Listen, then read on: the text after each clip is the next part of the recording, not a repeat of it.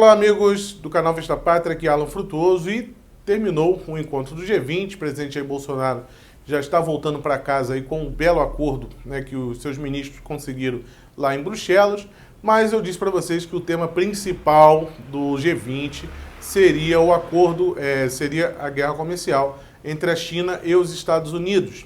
E por que isso tem uma grande dimensão? O volume transacionado entre esses dois países é gigantesco, né? E essa guerra comercial, essa tarifação excessiva, obviamente, mexe com todo o mercado mundial de tabela.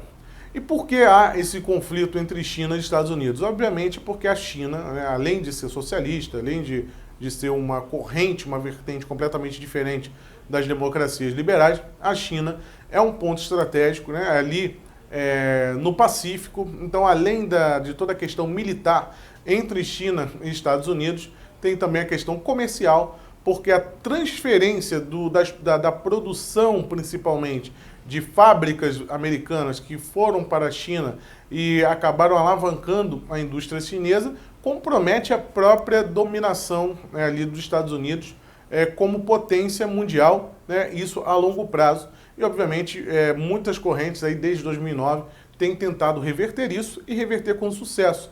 Porque a China, ela vem desacelerando economicamente, isso tem toda uma conjuntura mundial que leva a isso, mas a postura dos Estados Unidos aí em relação atualmente do Donald Trump nas relações comerciais com a China estão travando a economia chinesa, porque quando há um cenário de incertezas, né, as pessoas ficam com o pé atrás e o mercado financeiro é muito histérico, né, e rapidamente as coisas mudam, né, são muito voláteis devido ao pânico que sempre é criado aí com incertezas. O investidor detesta incertezas. E o que acontece hoje dentro da China, né, que está atrapalhando a própria China e porque essa coisa escalonou tanto? A China precisa mostrar serviço para os Estados Unidos, a China precisa gritar contra o Donald Trump e tentar fazer alguma coisa. Eles fizeram isso agora quando fizeram uma taxação de contra-ataque aos Estados Unidos, né, tributaram os produtos americanos, porque dentro da China há uma desaceleração e há uma exigência dos Estados Unidos que a participação das empresas americanas, né, não estejam vinculadas com a atual legislação chinesa, que pede, ela obriga, para vocês terem uma ideia como funciona uma empresa na China, ela obriga que tenha um núcleo do Partido Comunista dentro da empresa privada. Então, se a Nike for abrir uma fábrica, uma indústria na Argentina, vai ter que ter um núcleo do Partido Comunista e a Nike vai ter que empregar pessoas do partido. E tudo o que acontece ali estrategicamente na empresa tem que passar pelo partido. É o controle do Estado de cima para baixo, e lá como é o partido único, né, que comanda, há outros partidos, mas na prática que funciona é o Partido Comunista Chinês. E isso atrapalha, obviamente, porque você perde muita informação e a China é campeã de espionagem industrial. E também há uma cláusula, uma lei, que exige que, com o passar dos anos, agora eu esqueci a quantidade de anos especificamente, mas passado tantos anos, a empresa tem que transferir tecnologia para o Partido Comunista Chinês, né, para o governo chinês. Então você tem lá uma grande tecnologia que está produzindo na China porque é mais barato, você consegue a mão de obra escrava lá para poder trabalhar, você vai ter que passar a sua tecnologia, os caras criam o próprio produto deles através das suas estatais chinesas e acabam derrubando depois a empresa que foi investir lá. Então é uma tremenda furada investir na China quando você quer se proteger intelectualmente. Isso, inclusive, é uma das exigências do Donald Trump, isso é uma das coisas que estão na pauta aí dessa guerra comercial. E os Estados Unidos, quando foi agora para a reunião do G20, ele falou o seguinte, o Donald Trump falou, eu estou pronto para mais uma rodada de taxações. Os Estados Unidos taxou 200 bilhões de dólares transacionados aí, de produtos chineses que entrariam nos Estados Unidos, e ele ainda teria aí uma brecha de taxar mais 250 bilhões. Então é dinheiro pra caramba. Se a China não recuasse agora no G20, Trump ia implantar mais uma rodada de taxações de 250 bi. Isso seria terrível aí para a China, que já não está nada bem internamente. Principalmente a China há uma concentração de cidades ali que são desenvolvidas, enquanto o resto a um país miserável. E há também essa coisa do governo, da centralização, da planificação da economia.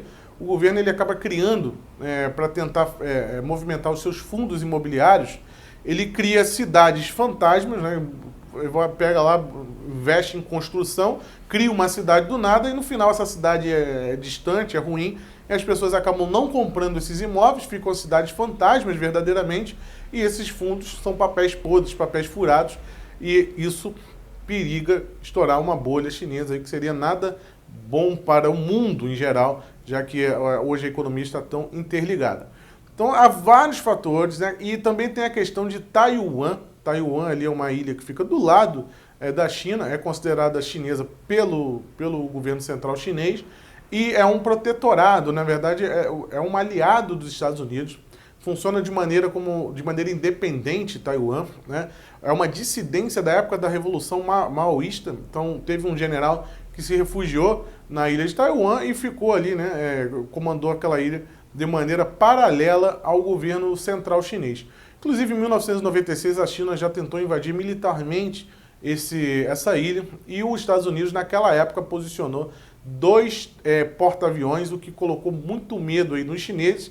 E ao posicionamento estratégico de Taiwan, né, que fica bem na costa chinesa, impede aí a ampliação do poderio, do domínio chinês ali no sudeste asiático, né?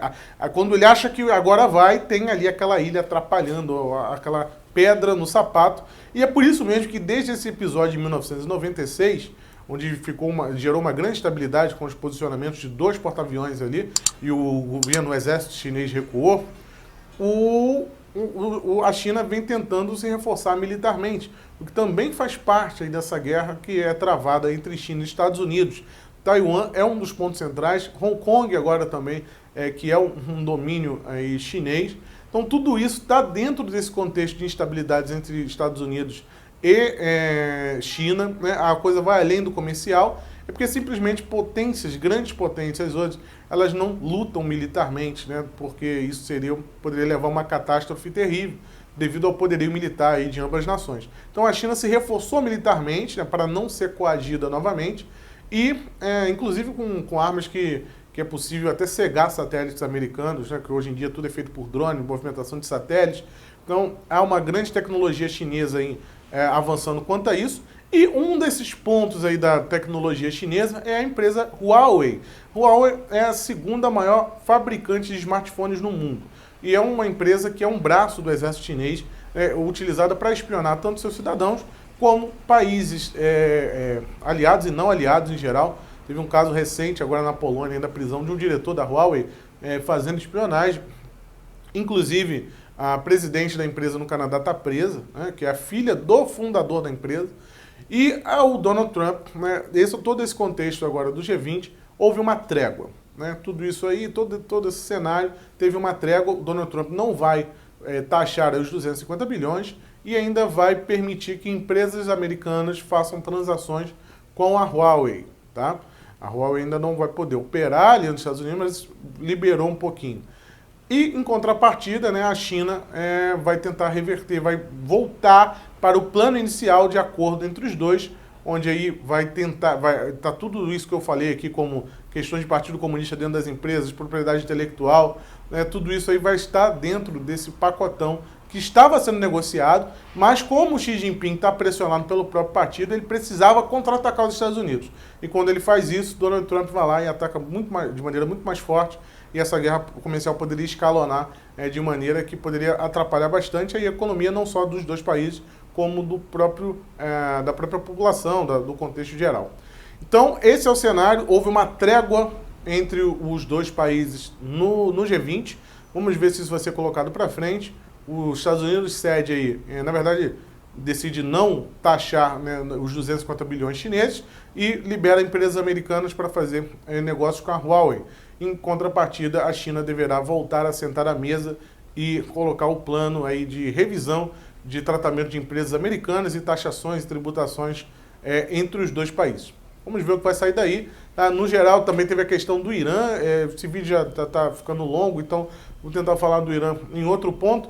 Mas rapidamente, né, a Europa ela anunciou hoje uma medida para furar o bloqueio às sanções americanas contra o Irã e criou um sistema de intercâmbio digital entre os dois países, onde as empresas poderiam transacionar, empresas europeias poderiam transacionar com o Irã, furando dessa forma aí o bloqueio, mas parece que essa tecnologia não vai ser suficiente, não vai ser tão eficiente. O próprio secretário aí do Mike Pompeo, né, Mike Pompeo, que é um dos homens fortes lá do Donald Trump, mas o cara que cuida especificamente do Irã disse que isso aí não vai ter impacto, né, porque as empresas ainda vão preferir fazer negócios com os Estados Unidos ao invés de fazerem negócios com o Irã, devido à proporção, né, de ganhos que as empresas poderão ter. Então há esse detalhe, mas depois eu faço um vídeo só para o Irã, porque senão o vídeo fica longo demais, aí realmente fica muito pesado, muito cansativo. Tá bom? Até a próxima, meus amigos. Tchau, tchau. Se você está vendo esse vídeo antes do dia 30 tem manifestações aí, todas as ruas, estarei lá. Até a próxima. Tchau, tchau. Forte abraço a todos.